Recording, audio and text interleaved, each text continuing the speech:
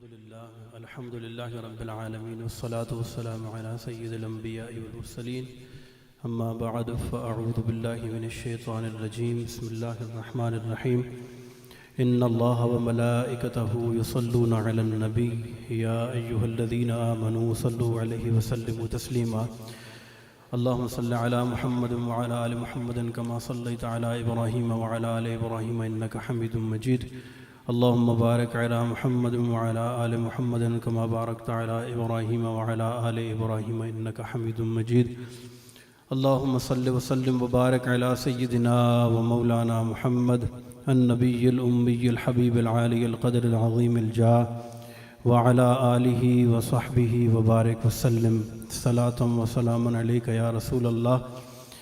اللہ تبارک و تعالیٰ کے فضل و کرم سے آج کی رات ہمیں نصیب ہوئی۔ اس رات کے حوالے سے چند معروضات انشاءاللہ پیش کروں گا۔ میں نہیں چاہتا کہ آپ کے اور شاہ صاحب کے درمیان میں کچھ بہت زیادہ حائل ہوں، اور 10 منٹ انشاءاللہ میں آپ کے لوں گا، وہ بھی اس حوالے سے کہ آج کی رات اللہ کی رحمت لوٹنے کی رات ہے۔ آج کی رات ایسی ہے کہ جو خاص ہمارے نبی پاک صلی اللہ علیہ وسلم کی امت کو عطا کی گئی۔ میرے آقا صلی اللہ علیہ وسلم ارشاد فرماتے ہیں، ایک بندہ صبح فجر سے لے کر ظہر تک مزدوری کرتا ہے، اسے 1 قرات اجر ملتا ہے۔ ایک ظہر سے لے کر عصر تک مزدوری کرتا ہے، اسے بھی 1 قرات اجر ملتا ہے، یعنی مزدوری ملتی ہے۔ اور ایک عصر سے لے کر مغرب تک مزدوری کرتا ہے، اسے 2 قرات مزدوری ملتی ہے۔ ارشاد فرمایا، پہلے کی مثال یہود، دوسرے کی نصارہ، اور تیسرے کی مثال میری امت کی ہے۔ میرے آقا صلی اللہ علیہ وسلم کے صدقے یہ گھڑیاں ہمیں نصیب ہوئیں۔ قرآن میں اللہ تبارک و تعالیٰ نے ارشاد فرمایا، قل، اے محبوب صلی اللہ علیہ وسلم آپ فرما دیجئے، یا عبادی، میرے بندو، الذین اسرفوا، وہ جنہوں نے اپنی جانوں پر ظلم کیا، لا تقنطوا، نہ امید نہ ہو، من رحمت اللہ، اللہ کی رحمت سے۔ یہ خطاب کس سے ہے؟ جنہوں نے اپنی جانوں پر ظلم کیا ہے۔ میرے نبی صلی اللہ علیہ وسلم نے ارشاد فرمایا، ترمذی شریف کی حدیث ہے، ایک مرتبہ حضرت بی بی عائشہ صدیقہ طیبہ طاہرہ رضی اللہ تعالی عنہا رات کو آنکھ کھلی، دیکھا کہ اللہ کے نبی بستر پر نہیں ہیں، پریشان ہو گئیں، باہر گئیں، دیکھا تو جنت البقیع میں آپ تشریف فرما ہیں۔ عرض کی، یا رسول اللہ صلی اللہ علیہ وسلم، آپ آدھی رات کو ادھر؟ ارشاد فرمایا کہ عائشہ، کیا تو یہ سمجھتی ہے کہ اللہ کا نبی تیرے حق میں کوئی حق تلفی کرے گا؟ عرض کی، یا رسول اللہ صلی اللہ علیہ وسلم، میں سمجھی آپ کسی اور زوجہ محترمہ کے ہاں تشریف لے گئے ہیں۔ ارشاد فرمایا، نہیں عائشہ، میں آج اس وجہ سے یہاں آیا ہوں کہ آج نصف شعبان کی رات ہے، شعبان کی 15ویں رات ہے۔ اس رات میں اللہ تبارک و تعالی آسمان دنیا پر خاص تجلی فرماتا ہے، اور پکار پکار کر اس کی رحمت اپنے بندوں سے کہتی ہے کوئی بخشش طلب کرنے والا جسے بخش دیا جائے؟ ہے کوئی عافیت طلب کرنے والا جس کو عافیت عطا کر دی جائے؟ اور ارشاد فرمایا، عائشہ، اس رات کو اللہ تبارک و تعالی بنو کلب کی بکریوں کے بالوں کی تعداد سے زیادہ لوگوں کو جہنم سے آزاد فرماتا ہے۔ اسی یہاں سے کبھی ہم نے کنارہ نہ کیا، مگر دل آزردہ تو نے ہمارا نہ کیا۔ ہم نے تو جہنم کی بہت تدبیر، مگر تیری رحمت نے گوارا نہ کیا۔ جب اللہ تبارک و تعالیٰ نے زمین و آسمان کو پیدا فرمایا، ساری مخلوق کی تفصیل لوح محفوظ پر لکھنے کے بعد ایک جملہ لکھا، سبقت رحمتی علی غضبی، کہ میری رحمت میرے غضب پر حاوی ہے۔ اللہ تبارک و تعالیٰ کی رحمت اس کے غضب پر کیا ہے؟ حاوی ہے۔ میں اور آپ جب سے پیدا ہوئے ہیں، جب سے ہم نے ہوش سنبھالا ہے، ہمارا رواں رواں، ہمارا بال بال، ہمارا ایک ایک لمحہ گناہوں سے مملو ہے۔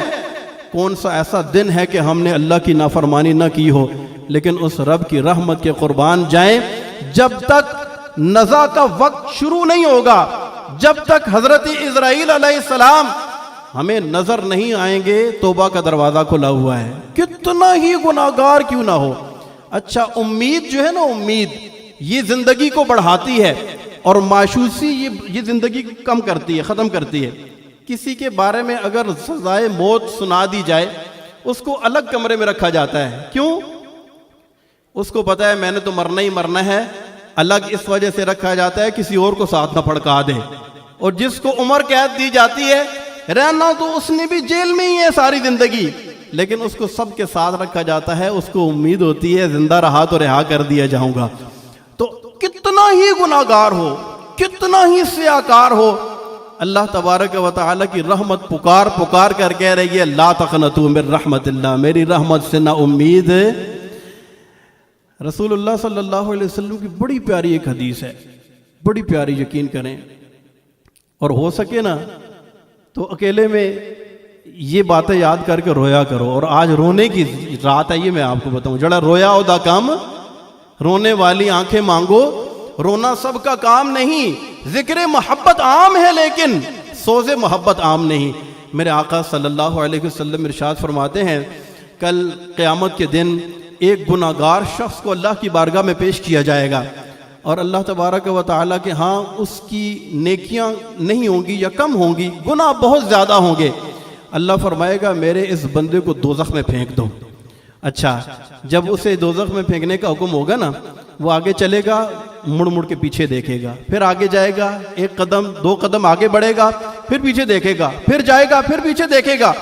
اللہ فرمائے گا فرشتو یہ آگے جاتا ہے پھر پیچھے دیکھتا ہے، آگے جاتا ہے پھر پیچھے دیکھتا ہے، اس کو میرے پاس پکڑ کے لاؤ، میں پوچھوں اس کی وجہ کیا ہے۔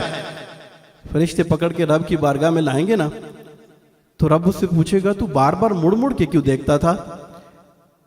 تو وہ کہے گا میرے مالک تو میرا رب ہے نا، تو نے مجھے پیدا کیا، میں نے دنیا میں علماء سے سنا تھا کبھی رب کی رحمت سے نا امید نہ ہونا، میں مڑ مڑ کے دیکھ رہا تھا کب میرے رب کی رحمت کو جوش آ جاتا ہے۔ اللہ فرمائے گا میرے اس بندے کو جنت میں بھیج دو، میرا کیا جاتا ہے۔ اور ایک اور حدیث میں اس کے لفظ ہے بڑے دل نشین، سنیے گا، میرے آقا صلی اللہ علیہ وسلم ارشاد فرماتے ہیں ایک شخص کو لایا جائے گا، اسے حکم ہوگا کہ اسے دوزخ میں بھیج دو، گناہگار ہوگا۔ جب اسے دوزخ کا کہا جائے گا نا، فرشتے اسے پکڑنے کے لیے دوڑیں گے، تو وہ فرشتوں سے آگے آگے بھاگنا شروع کر دے گا، وہ دوڑے گا دوزخ کی طرف۔ جب وہ دوڑ لگا دے گا نا، تو اللہ تبارک و تعالیٰ ارشاد فرمائے گا اے میرے فرشتوں اس بندے کو پکڑ کے میرے پاس لو، شاید اسے پتہ نہیں ہے دوزخ کسے کہتے ہیں۔ فرشتے اسے پکڑیں گے اور اللہ کی بارگاہ میں پیش کریں گے۔ جب اسے پیش کیا جائے گا، اسے پوچھا جائے گا اے میرے بندے کیا تجھے پتہ نہیں ہے کہ یہ وہ دوزخ ہے جس سے دنیا کے اندر دنیا کی آگ بھی دن میں 70 مرتبہ پناہ مانگتی تھی، جس کو اگر سوئی کے ناکے کے برابر دنیا والوں پر کھول دیتا تو ساری مخلوق ہلاک ہو جاتی، اتنی تکلیف دے یہ سزا ہے، دوزخ ہے، تجھے نہیں پتا؟ وہ کہے گا میرے مالک تو میرا رب ہے نا، تو نے مجھے پیدا کیا، تو نے مجھے سب کچھ دیا، تو نے مجھے روزی دی، رزق دیا، تو نے مجھے اولاد دی، عزت دی، میرے مالک تو نے مجھے زندگی گزارنے کا پورا ایک لایا عمل دیا، تیرے انبیاء آئے، ہمیں سب کچھ پیغام تیرا حق کما حقہ پہنچایا، لیکن میرے مالک میں اتنا گناہگار ہوں، میں اتنا سیاکار ہوں، میں نے تیرے کئی حکموں کو نہیں مانا، میں تیرے حکموں کو ماننے میں دیر کر دیا کرتا تھا، مجھ سے سستی ہو جاتی تھی، میں بہت کاہل تھا میرے مولا، مجھے پتہ بھی تھا تو میرا رب ہے، اور ان بطش ربک لشدید، اور تو میری پکڑ بھی کرے گا، یہ پتہ ہونے کے باوجود میرے مالک میں اتنی سستی کا شکار تھا، میں بہت زیادہ گناہگار تھا۔ جب آج تو نے مجھے دوزخ کا حکم ارشاد فرمایا نا، میں نے دل میں سوچا اے بندے تو نے ایک نہیں مانی اپنے رب کی، آج اس کا حکم مان اور جلدی کر، تو میں دوڑ پڑا کہ آج تو اپنے رب کا حکم مانوں۔ فرشتوں سے اللہ تبارک و تعالیٰ فرمائے گا اے میرے فرشتوں یہ دیکھو یہ میرا بندہ ہے نا، اس کو پتہ ہے اس کا ایک رب ہے، اس کا کیا ہے؟ اس کا ایک رب ہے جو اس کی پکڑ کر سکتا ہے، گناہگار ہونے کے باوجود آج بھی یہ مجھے رب مانتا ہے، میری رحمت پر اس کا یقین ہے، اس کو جنت میں داخل کر دو۔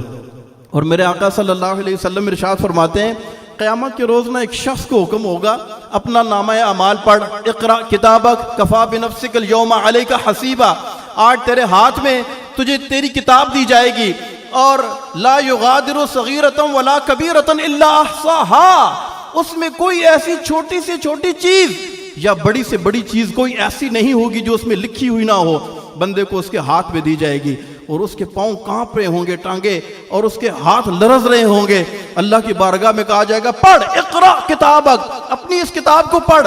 اب جو وہ پڑھے گا نا تو چھوٹے چھوٹے گناہ آئیں گے تو ان کو پڑھے گا، جب بڑے گناہ آئیں گے نا تو اللہ تبارک و تعالیٰ کی بارگاہ میں شرم کی وجہ سے وہ بڑے گناہ سکپ کر دے گا، کہے گا میں اللہ کی بارگاہ میں کیسے بولوں، کیسے میں اس کا ذکر کروں، اتنے شرمناک اتنے پاپ میں نے کر رکھے ہیں، میں اپنے رب کی بارگاہ میں یہ کیسے ذکر کروں، وہ سکپ کر دے گا۔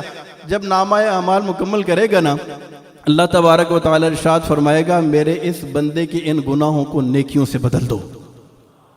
نیکیوں سے کیا کرو؟ اچھا جب وہ یہ کہے گا، یہ ارشاد ہوگا نا اس کے گناہوں کو نیکیوں سے بدل دو، تو وہ کہے گا میں نے ابھی سارے نہیں پڑھے، بڑے بڑے رہ گئے ہیں۔ نبی پاک صلی اللہ علیہ وسلم نے جب یہ ارشاد فرمایا نا، اتنا مسکرائے حتی بدت نواجذہ، کہ آپ صلی اللہ علیہ وسلم کے دانتوں کی صحابہ کرام نے زیارت کی۔ میرے رب کی رحمت بہت بڑی ہے، خدا کی قسم اتنی بڑی ہے، اتنی بڑی ہے جتنا ہم تصور بھی نہیں کر سکتے۔ آج کی رات توبہ کی رات ہے۔ کس کی رات ہے؟ توبہ کی رات ہے، ندامت کی رات ہے، رب کی بارگاہ میں جھکنے کی رات ہے، معافی مانگنے کی رات ہے۔ اور جب کوئی بندہ اس کی بارگاہ میں معافی مانگتا ہے نا، اور جتنے بھی سہارے ہیں سبک کرتے ہیں، جتنے سہارے ہیں ہم کسی دنیا دار سے مانگیں، 1 مرتبہ 2 مرتبہ 4 مرتبہ مانگیں وہ مائنڈ کرتا ہے، لیکن اور جتنے بھی سہارے ہیں سبک کرتے ہیں، عزت نفس بڑھاتا ہے سہارا تیرا، میرے رب سے جتنا مانگو وہ خوش ہوتا ہے۔ آج کی رات بابرکت رات، ہم سب لوگ یہاں پر اکٹھے ہوئے ہیں، انشاءاللہ شاہ صاحب بھی تشریف فرما ہے، ہم سب کے لیے دعا بھی کریں گے مغفرت کی۔ اللہ تبارک و تعالی ہمیں اپنی رحمت لوٹنے کی توفیق عطا فرمائے، سچی توبہ کی توفیق عطا فرمائے، یہ نہیں کہ رسمی توبہ بس کانوں کو ہاتھ لگا لیا رات کی بات کی، ایسی توبہ نہیں ہونی چاہیے، بلکہ جس طرح کی توبہ کریں اس توبہ کو اتنا اس پر قائم و دائم رہیں کہ اللہ تبارک و تعالیٰ سے حیا، اے مولا میں نے اتنا کچھ کر رکھا ہے پھر بھی تو نے معاف کیا ہے، اب مجھے تجھ سے شرم آتی ہے میرے مالک، اب میں تیرے محبوب کا سچا غلام اور فرما بردار بن جاؤں گا۔ اللہ تبارک و تعالیٰ ہمیں عمل کرنے کی توفیق عطا فرمائے، آمین بجاہ النبی الامین وما علینا الا